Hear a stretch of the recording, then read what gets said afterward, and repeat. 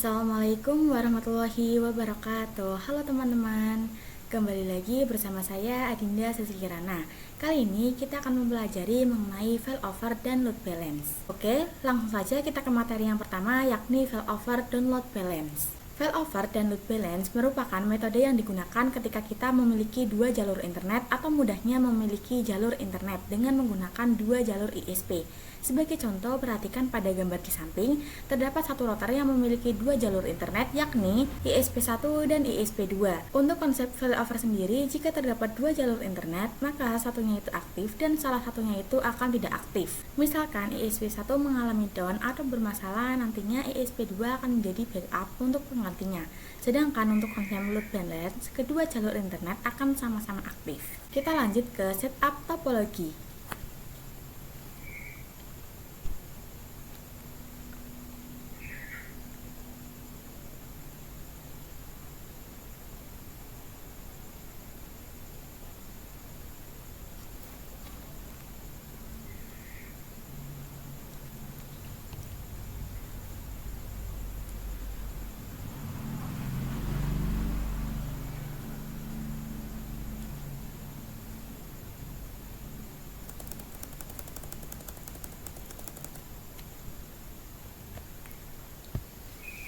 Sebelum itu, pada bagian topologi dapat teman-teman perhatikan di sini terdapat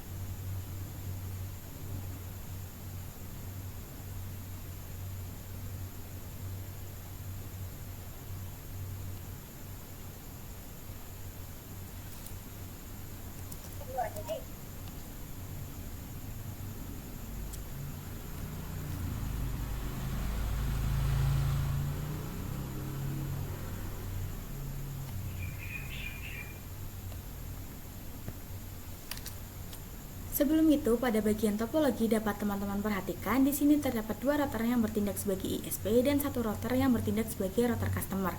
Untuk IP-nya itu kedua router ISP saya setting secara statik dan sudah terakses oleh internet. Maka langkah selanjutnya kita dapat memberikan IP di mikrotik customer.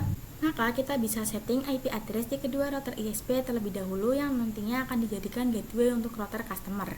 Kita buka router ISP1, ke menu IP, kemudian ke addresses dan klik add. Di sini berikan IP misalkan 192.168.1.1/24. Untuk interface-nya ini menggunakan Ether 2 ya teman-teman. Lalu kita apply dan OK. Kemudian kita lakukan hal yang sama pada router ISP2 dan untuk IP-nya kita gunakan 172.16.1/24. Interface-nya menggunakan yang Ether 2, kemudian kita apply, lalu OK. Selanjutnya kita lakukan static addressing di router customer-nya. Di sini kita berikan IP yang mengarah ke Ether 1 terlebih dahulu atau yang terkoneksi dengan ISP1. Kita berikan IP yang mengarah ke Ether 1 terlebih dahulu atau yang terkoneksi dengan ISP1. Nah, misalkan IP-nya 192.168.1.2/24. Interface-nya di sini menggunakan Ether 1. Lalu kita apply dan OK. Kemudian di sini kita tambahkan lagi untuk yang Ether 2-nya, IP-nya 172.16.1.2/24. Oke, kita lanjut ke add default route pada router customer. Nah, di sini kita setting agar router customer dapat mengakses internet, yakni menambahkan default route baik yang mengarah ke interface 1 maupun 2. Untuk prosesnya saya percepat saja ya.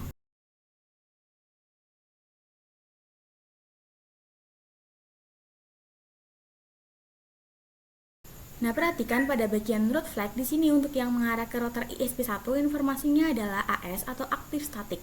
Sedangkan ISP2 informasinya hanya S atau statik, yang mana itu berarti tidak aktif. Nah, inilah yang dinamakan konsep failover yang sempat saya jelaskan sebelumnya. Nah, kita bisa setting IP DNS-nya, kita ke menu IP, lalu klik yang DNS. Pada kolom servers kita bisa berikan 88 agar nantinya kita bisa ping ke domain google.com. Kemudian kita apply, lalu OK. Nah, yang pertama kita akan lakukan konfigurasi bridge, yaitu menyatukan Ether 3 dan Ether 4. Ini saya percepat saja.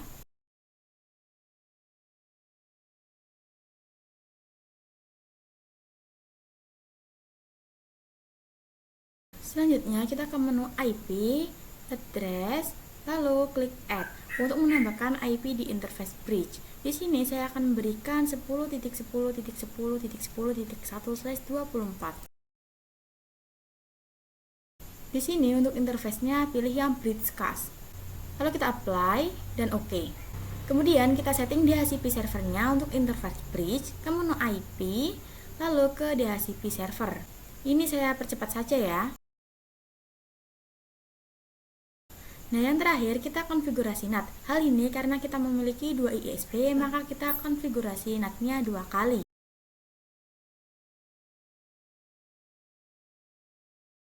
Nah, jika sudah terkonfigurasi semua seperti ini, maka kita bisa request IP DHCP di kedua VPC-nya.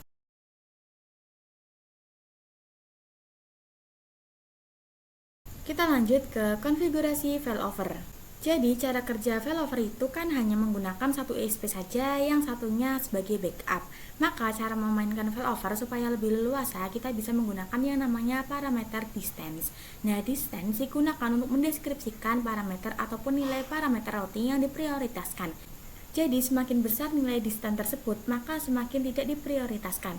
Langsung saja kita implementasikan. Kita bisa lihat di sini yang aktif adalah ISP1. Maka di sini saya coba ubah parameternya menjadi lebih besar sehingga nantinya yang aktif adalah ISP2. Di sini kita coba ubah di ISP1, misalkan distance-nya itu 10 ya teman-teman. Perhatikan di sini untuk jalur internetnya akan langsung berpindah ke ISP2. Namun jika distannya sama, maka mikrotik akan by default menentukan prioritas yang akan digunakan. Kita lanjut ke cek gateway pada failover. Untuk saat ini, jalur internet yang digunakan adalah ISP2 dan ISP1 sebagai backup. Jadi fitur ini membantu memastikan bahwa gateway yang dipilih berfungsi dengan baik dan dapat diakses. Jika gateway utama tidak dapat dijangkau karena masalah mungkin, maka router dapat secara otomatis beralih ke gateway cadangan untuk menjaga konektivitas. Kesimpulannya, mikrotik customer akan senantiasa mengecek IP gateway-nya dalam status up atau down. Langsung saja kita coba tanamkan cek gateway-nya pada jalur ISP2. Di sini jika kita lihat pada kolom cek gateway maka akan ada dua pilihan, yakni ada ARP dan ping. Nah, di sini kita akan gunakan yang ping ya. Maka nanti router customer akan selalu ping ke gateway setiap 10 detik. Selanjutnya kita bisa disable IP di ISP2-nya yang mengarah ke customer. Di sini kita ke menu IP lalu ke addresses. Di sini klik IP yang ISP2 lalu kita disable. Lalu kita bisa cek pada router customer lagi untuk memastikan ia sudah beralih secara otomatis. Nah, di sini itu teman-teman bisa tunggu ya beberapa saat agar berubah menjadi seperti ini. Nah, di sini dapat teman-teman perhatikan ia sudah berpindah ke ISP1 lagi. Lalu bagaimana jika kita tidak menggunakan cek gateway-nya? Maka nantinya router akan menggunakan ISP2 atau ISP utama walaupun IP-nya sudah kita disable. Kita lanjut ke konfigurasi load balance ECMP. Di sini saya akan langsung konfigurasikan saja. Karena load balance menggunakan dua calon ISP, maka di sini kita bisa aktifkan kembali yang ISP2-nya ya teman-teman. Selanjutnya di sini pada router customer kita hapus default route-nya baik yang mengarah ke ISP1 maupun ISP2. Kemudian kita tambahkan lagi. Pada bagian gateway kita isikan dua ISP yaitu dengan mengklik tanda panah bawah yang ini ya teman-teman. Oke, di sini kita isikan IP-nya.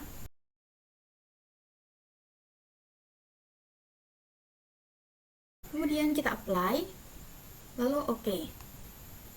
Kemudian setelah di-apply, di sini akan muncul informasi AS yang berarti kita bisa akses internet melalui kedua ISP, entah ISP1 atau ISP2. Lalu kita akan uji coba di kedua VPC. Kita lakukan uji coba load balance ICMP. Kita coba lakukan traceroute 88. Nah, bisa kita lihat bahwasanya PC ini jalur internet pertama itu menuju ke bridge, kemudian ia ke ISP2. Kita lanjut ke VPC 2-nya ya teman-teman. Nah, di sini ia sama melewati bridge dan melewati ISP2. Jadi perlu diketahui bahwa yang menentukan jalur internetnya adalah mikrotik. Jadi kita tidak tahu atau istilahnya itu round robin load balance. Jadi ketentuannya itu 50-50. Kita lanjut ke traceroute. Jadi kita sudah melakukan konfigurasi route balance, tapi sifatnya itu masih round robin, yaitu kita masih tidak tahu dari router customer itu menentukan pakai ISP1 atau ISP2. Nah, kali ini kita akan mencoba traceroute dari sisi router mikrotik. Di sini kita bisa klik tools, kemudian kita ke traceroute. Nah, di sini pada traceroute kita bisa isikan 8888. Kemudian pada protokol kita pilih yang ICMP. Lalu kita start. Nah, di sini pada nomor 1 ia melewati ISP1 ya teman-teman. Kita stop terlebih dahulu. Kita coba traceroute ke IP-nya Facebook. Untuk IP-nya Facebook tadi sudah saya cari tahu yaitu 57.144.100.1. Kita coba start. Nah, jika kita coba traceroute ke IP Facebook ini dia melewati ISP1 ya teman-teman. Lalu kita stop lagi. Lalu bagaimana kalau kita coba trace pada VPC-nya? Nah, bisa teman-teman lihat di sini, kalau di VPC dia itu melewatinya ISP2 ya teman-teman. Kita lanjut ke kasus berbeda bandwidth pada ISP. Di sini kita akan uji coba yaitu pada setiap ISP bandwidth-nya berbeda-beda. Misalkan ISP1 bandwidth-nya itu 2 Mbps dan yang ISP2 bandwidth-nya itu 8 Mbps. Maka nantinya perbandingannya bukan lagi 50-50 namun 1:4. Langsung saja kita ke router customer-nya. Di sini kita pilih menu IP lalu pilih yang routes. Kita double klik pada default word-nya. Nah, karena perbandingannya 1:4, maka di sini pada bagian gateway kita sediakan 5 kolom. Kemudian di bagian paling atas kita isi dengan ISP1 dan sisanya kita isikan ISP2. Kemudian kita coba apply, lalu oke. Selanjutnya kita lakukan traceroute dari MikroTik. Kita ke menu Tools, lalu pilih yang traceroute. Kemudian di sini pada kolom traceroute kita isikan IP YouTube. Tadi saya sudah cari IP-nya yaitu 74.125.130.190. Untuk protokolnya ini masih ICMP. Kemudian kita coba start. Nah benar ya teman-teman, ini dia pakainya jalur ISP2 yang IP-nya 172.16.1.1. Kita lanjut ke konfigurasi load balance root rules. Nah kita akan melakukan konfigurasi root balance dengan metode root rules. Jadi root rules ini akan bekerja dengan sistem RRC address. Maka kita bisa mendefinisikan, misal untuk PC1 kita harus internetan menggunakan ISP2 dan PC2 harus menggunakan ISP2. Karena merupakan sistem SRC address, maka PC-nya harus menggunakan IP statik agar tidak berantakan. Nah, di sini saya sudah setting kedua VPC secara statik dengan IP 10.10.10.11 untuk VPC1 dan 10.10.10.12 untuk VPC2. Dan keduanya sudah memiliki IP DNS 888. Oke, kita langsung saja masuk ke router customer-nya, ke menu IP, lalu ke routes. Dan untuk konfigurasi sebelumnya bisa kita disable saja. Dan kita ke bagian rules, lalu klik add. Pada kolom SRC address kita isikan IP VPC1 terlebih dahulu. Lalu pada tabel ketikkan VPC1. Lalu kita apply, dan di sini bisa kalian tambahkan untuk VPC2-nya. Nah, fungsi dari tabel ini adalah jika terdapat paket yang berasal dari IP 10.10.10.12 yang ingin mengakses ke internet, maka MikroTik akan merujuk pada tabel routing yang ada di PC2 untuk menentukan jalur tercepat. Kemudian kita OK. Selanjutnya kita bisa kembali ke menu routes. Perhatikan pada pojok kanan di sini itu terdapat pilihan AL, main, VPC1 dan VPC2. Ini adalah kelompok routing table. Di sini kita pilih yang AL saja. Kemudian kita klik add. Di bagian DST address biarkan default, lalu untuk gateway definisikan IP yang mengarah ke ISP1 terlebih dahulu. Dan pada routing mark, di sini teman-teman bisa pilih yang VPC1. Kemudian klik OK. Kemudian tambahkan untuk VPC2-nya. Nah, jika sudah seperti ini, bisa kita klik OK lagi. Maka di sini sudah ada dua jalur internet yang dua-duanya sudah aktif. Oke, kita lanjut ke pembahasan yang terakhir, yaitu load balance firewall mangle. Jadi, firewall mangle ini bisa mendefinisikan paket berdasarkan protokolnya. Nah, untuk konfigurasi sebelumnya sudah saya disable, baik yang ada di menu root ataupun di root. Nah, kita bisa ke menu IP, lalu ke firewall. Lalu pergi ke menu mangle. Seperti sebelumnya, kita akan membuat VPC1 menggunakan ISP2 dan VPC2 menggunakan ISP2. Kita klik add. Pada bagian change, di sini pilih yang pre-routing ya teman-teman. Untuk SSC address-nya isikan IP VPC1. Dan pada bagian action, di sini pilih yang mark routing. Kemudian pada new routing mark ini sama terkait dengan routing table yang pada di role routing, maka di sini kita isikan mangle ISP1. Kemudian di sini kita tambah satu role lagi, yaitu yang mengarah ke ISP2. Jika sudah selesai memberikan role-nya, selanjutnya kita tambahkan ke routing table-nya. Kita ke IP, lalu ke routes. Pada bagian routes, di sini kita klik add. Pada bagian DST address ini biarkan default, lalu pada gateway isikan IP ISP1. Kemudian pada routing mark, di sini bisa pilih yang mangle ISP1 ya teman-teman. Lalu kita OK. Kemudian kita lakukan hal yang sama untuk yang mengarah ke ISP2-nya. Nah, jika sudah, kita bisa lakukan traceroute di kedua VPC. Oke, sekian pembahasan saya pada materi mengenai failover load balance. Terima kasih telah menonton video saya dan sampai jumpa pada materi yang akan saya jelaskan selanjutnya. Wassalamualaikum warahmatullahi wabarakatuh.